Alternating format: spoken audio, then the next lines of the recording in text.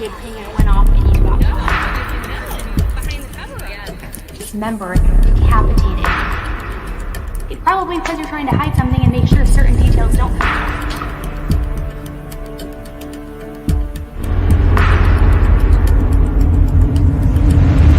Tend to Life with Elise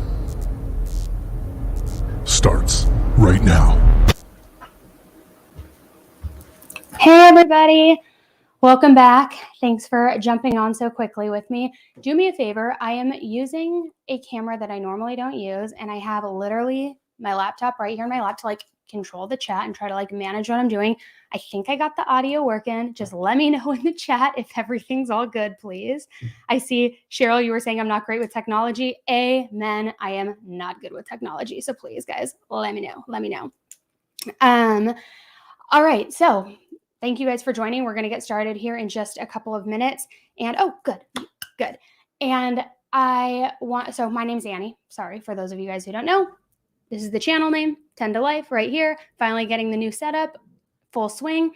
So I'm not going to be on here super long with you guys. I don't want to drag this whole story out and, longer than everybody already is doing. But I do want to give you guys the updates because we have been talking about it since somewhat of the beginning, more so in the relation to the Moab murders. But a lot of you guys have been asking questions. And so I want to give you the update and give you guys my thoughts on some of the information that I read between the lines as I went through the lawsuit and the fine print.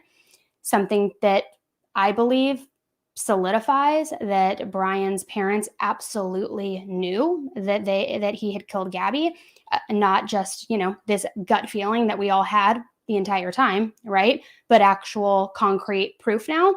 So we're going to talk about all of it. For those of you who haven't heard yet, the Petito family filed a lawsuit today against Brian Laundries' parents, saying that they knew that Gabby was no longer alive and that Brian had killed her. And they are suing them, I believe it's for $100,000. It could possibly go up, but that's a starting point, which at that monetary amount, my first inclination is that it's more about principle and not even about the money. I think they're trying to prove a point more than anything because they certainly could sue for quite a bit more. Even if they'll never get that money, they could absolutely sue for that and get the judgment for that. So I think this is definitely more about principles. They are alleging that they knew, of course, that Brian was the one who had killed Gabby. And a lot of the details in this lawsuit, it releases information that we had long suspected but didn't really know was certain. So for example, let me just go back a little bit here. We had all been saying that we believed that the text messages from Gabby's phone that were sent, the no service in Yosemite, and then the one with her grandfather's name were sent by Brian and not Gabby. And we had said that, long time ago that we believed that it was because Brian was trying to act as though she was still alive and throw her parents off, say, that she was somewhere hidden on a hike in the mountains and didn't have service. What's interesting about this lawsuit is they're outlining a lot of these things that we all had suspected. But now we know that they had seen and heard, not maybe seen visually, but had gotten the information as far as what was written in Brian's notebook. And we obviously know at this point now that whatever he had written, although it hasn't publicly been released, it was deemed as far as a confession to murdering Gabby. What else was in that notebook is unclear. Could it have also contained him saying, Mom and Dad, I'm so sorry. Thank you for helping me. Something to that degree, to where now there is more proof that they were aware of the circumstances all along. Could it have indicated something about the text messages? Possibly. But that's not even where I think the proof lies. But as I was going through this lawsuit, and let me just pull this up because I want to read this particular part to you. They also allege that they were helping Brian leave the country or trying to leave the country, which is something we also had talked about. So in the new lawsuit, the parents are alleging that Brian told them about what happened on or about August 28th. I want to see what evidence they have once this goes to the courtroom as to get that date, because he had sent those text messages from Gabby's phone on the 27th and again on the 30th. And I'm going to go back to this here in a second because I believe he told his family what he did to Gabby the day he returned home with the van, because he returned home with the van by himself without Gabby on September 1st.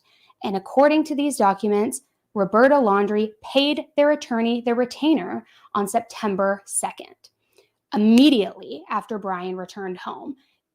And the reason I believe that is when he told his parents is because had he told them closer to the 28th or the 30th, when all those text messages were going on, I believe they would have hired an attorney even sooner. I don't think they would have waited days.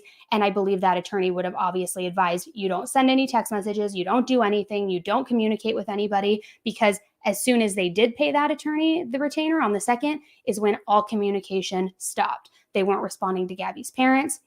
They were essentially, trying to fly under the radar. Then they went on that camping trip, remember? And I believe it was the 6th or the 7th of September. And a lot of us, and something I had called out on this channel, was it felt very much like a last hurrah, so to speak, a last family gathering, because it was scheduled to be a few days earlier and then they pushed it out. So to me, it always felt like it was their final time away with Brian. And then we obviously know that he reportedly had gone camping. They got the days wrong. The police said they were watching him. They really weren't. That's how he got away and got on foot, which now we probably know the Laundries were probably helping him, allegedly, my opinion. But I think that that's really interesting.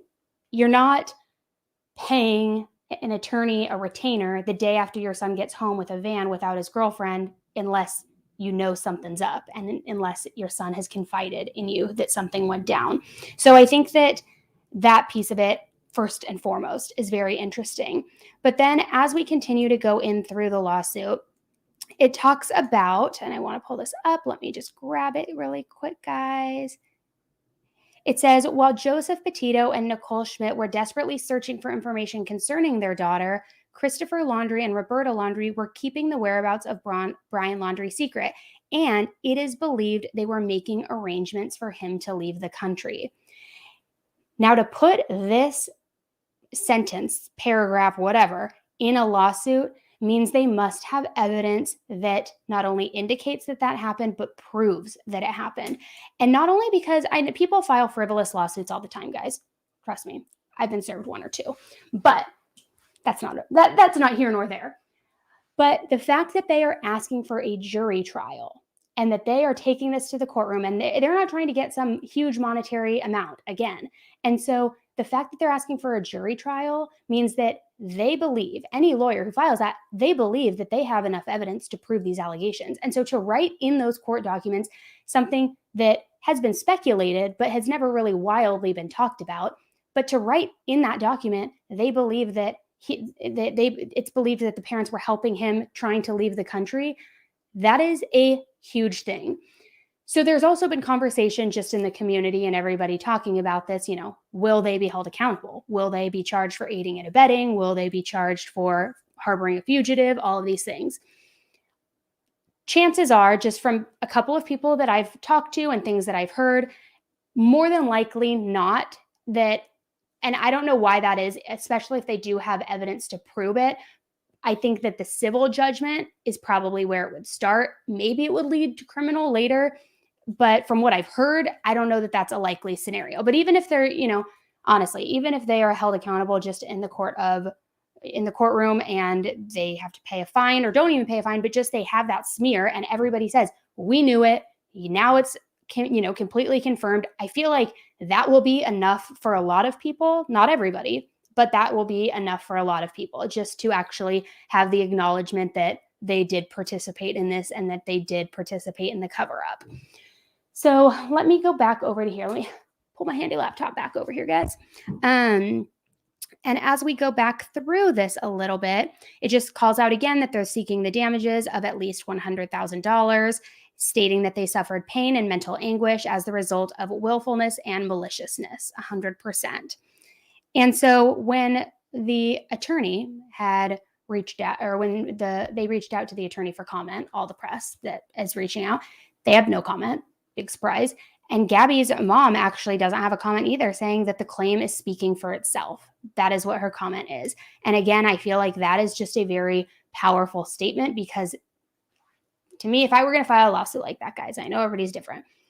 I wouldn't need to comment. I would say it 100%. It speaks for itself. We've got the evidence. We're taking them to court. Maybe they did still get evidence from that notebook. Now that everything is starting to materialize and more information is starting to surface, They don't need to explain anything. It doesn't need to be, nobody needs to be persuaded or buy into the idea.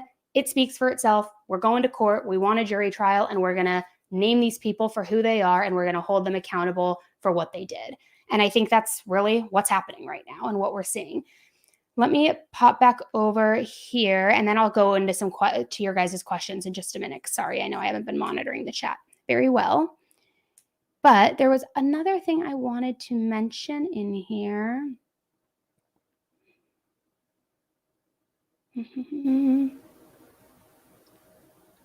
Oh, yes. So the coroner, we know, had determined that her cause of death was homicide by manual strangulation. And in the civil lawsuit, it also says that she had suffered blunt force injuries to the head and neck, which aligns with the cause of death from the coroner.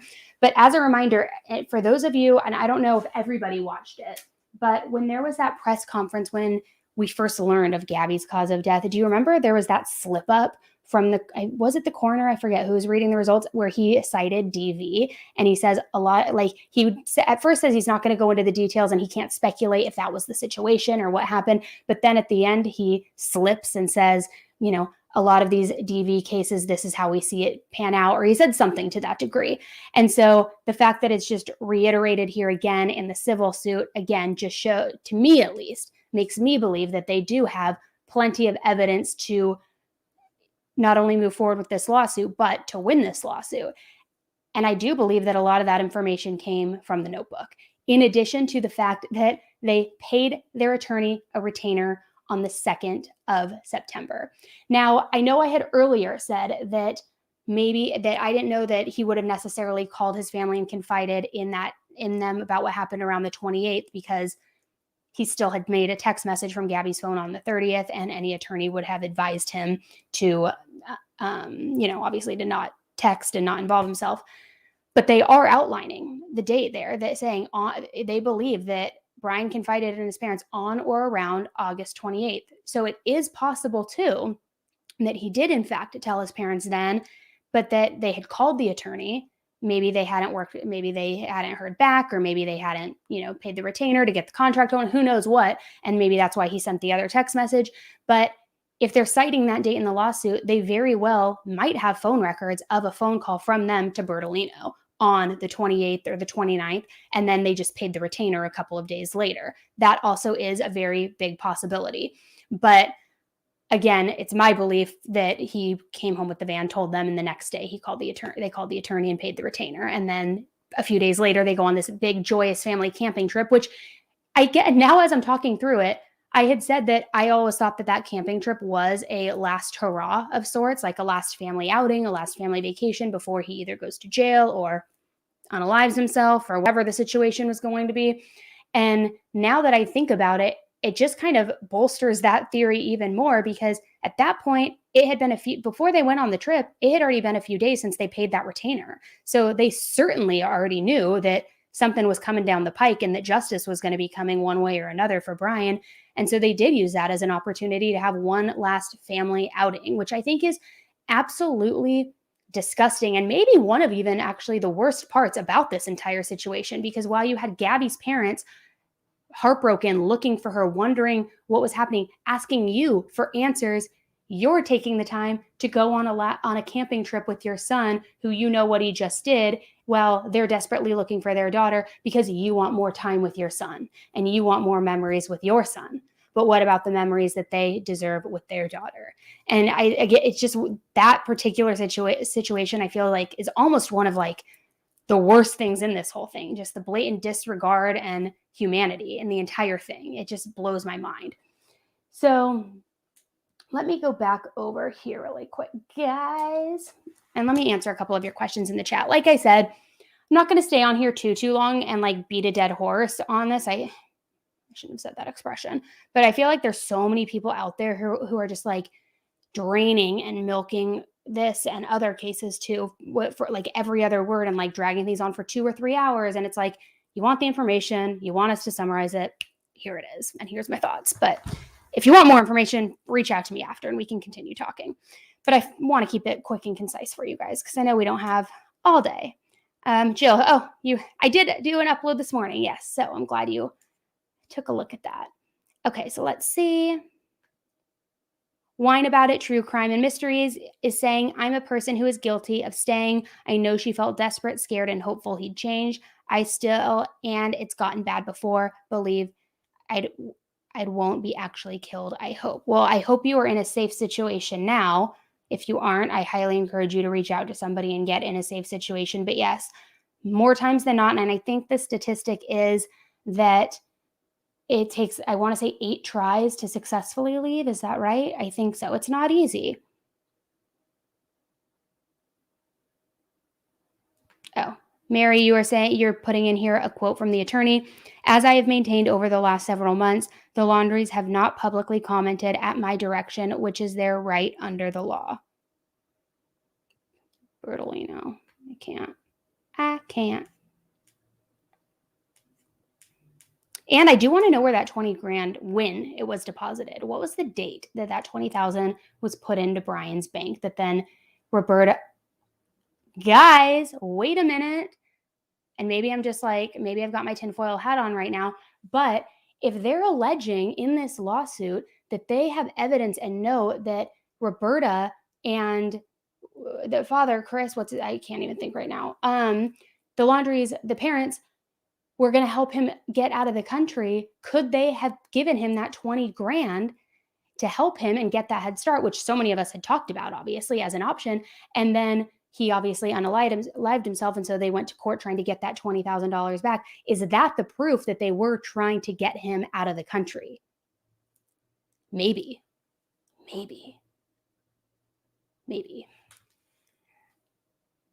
What do you guys think? Let's see. Julia Little is saying, I agree about the camping trip. They didn't even go to the middle of nowhere to say a sad goodbye. It was a holiday among other holidays. Very sick people. Yep, I agree completely.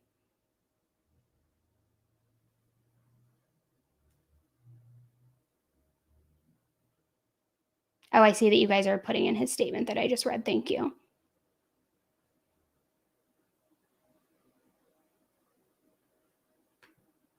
I am guessing he was likely violent in the family home while Gabby lived there.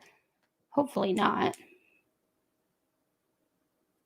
So it'll be interesting to see once this goes and gets in the courtroom. They're requesting a jury trial. They feel like they have a strong enough case and enough evidence to put this in front of a jury, which is a big freaking deal, guys. And the monetary amount, the $100,000, again, in my opinion, at least, just based on lawsuits, even based on lawsuits that I've seen in the true crime world from creator to creator and things like that, it's usually a way bigger amount. And that leads me to believe they don't even care about the money. It's, again, about the principle and about naming them for who they are. And that's, I think, too, why they are pushing for the jury trial, saying, we've got the evidence, we have it. I don't even care about the money. I'm just going to prove who you are, and I'm going to prove it in a court of law. That's how I'm taking it, at least. But let me know what you guys think about it below, because they certainly could probably get a judgment for more. Whether or not the Laundries pay it is irrelevant. You still can sue for any amount you want. I agree. The Sixth Sense, Amelia. I love that name, Amelia. It's not about money. It's about justice. 1,000%. That's why I was saying too, and again, everybody's going to have different opinions with this, but that's why I was saying, if they are held accountable in court and they are found guilty, the judgment gets won or whatever, even if they don't have charges for aiding and abetting or harboring a fugitive, for some people, I don't know, myself included, I have to really think on that, but for some people, that might be enough just to know that they were held accountable and that they were named for who they are. While further justice would be like the cherry on top of everything, I do feel like that could be enough for some. Who knows? You can email me if you have any particular cases, and it is 10tolifeinfo@gmail.com. Hinako is saying, I think this is a way for Gabby's family to get more information out there about how deep his parents were in on it. Absolutely. Again, it's publicly naming them for who they are, what their involvement was, and what they did. Because there has been, yes, of course, so much speculation over the past several months, and a lot of speculation that people, have deep-rooted beliefs in that they feel was accurate. And now it's almost as though they are having the opportunity or taking the opportunity to say, It's not speculation, guys. You are right. This is the truth. This is who they are, and we're going to make it known and not let them get a free pass on this. And I think that's freaking amazing. And it's still getting justice for Gabby, because remember, she lived with this family, guys. She trusted them. She was going to marry into that family. She loved them. They housed her, and they turned their complete back on her, on their future daughter-in-law. They just turned their back on her.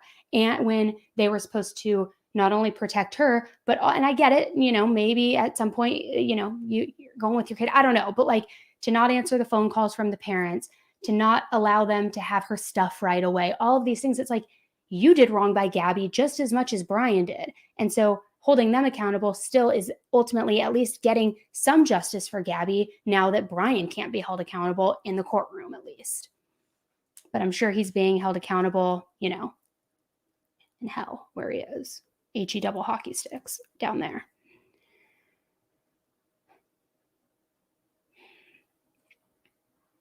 Yeah, I don't think he fled the country. I think he's dead. I know that there are a lot of speculations too about, the hand he used to fire the weapon and where the weapon, his dominant hand and all of this. I don't know. I don't know. All right, let me just take a couple more here, guys. Janessa, I definitely think that Gabby's parents have now moved on to the anger phase and just want the Laundries to fess up about what they've done. Totally. And yeah, and I honestly, maybe it's not their intention, but I feel like it's well-deserved.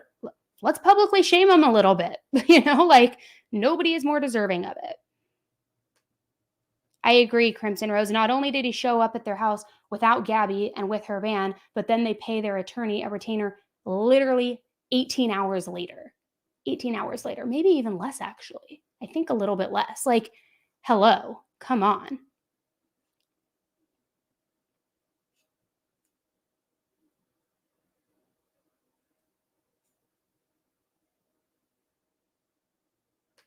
So everything that I have been told by some experts in the field who, are previous members of law enforcement, previous PIs, previous detectives, I have been told that it is unlikely that they will be charged with aiding and abetting or accessory or any of those charges. Could it happen? Anything could happen. But I've been told that it's unlikely, which it's very possible that the Petito's family also advised them of that, and that's why they're doing the civil suit. It could be, if they're not going to be held accountable criminally, maybe this is at least some way to hold them accountable, and maybe that's what sparked this. I think that if I knew somebody was going to get held accountable in criminal court and go to jail, I don't know if I would file a civil suit. But if I knew that they weren't going to, then I probably would file a civil suit just to make sure that they are held accountable in some regard. So maybe that has something to do with this too. I don't know. But again, anything could happen. And so we just have to kind of wait and see, I guess.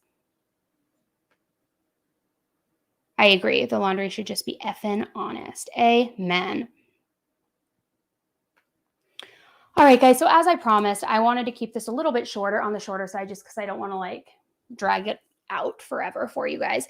But I appreciate you joining me and the comments and the questions. If there's more updates, I'll let you know, but I'm definitely going to be following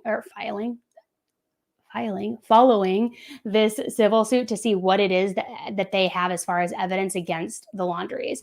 And look, I'm not trying to sound cocky here right now, but I'm going to just say it right now. I think all of us had it right all along. I think there's going to be a lot of evidence that comes out that shows that what we were all speculating happens to be true. I just feel like it's going that direction, guys. And maybe I'm wrong, but I don't think I'm wrong, especially if there's a lawsuit. Anyways, I did upload a video earlier today, so if you want to take a look at that, it's one of the more insane, yucky, gross, crazy twist cases. So that's on the channel. And if you haven't subscribed yet, subscribe. It's totally free. And you'll get notified when I do live streams like this with real-time updates and news.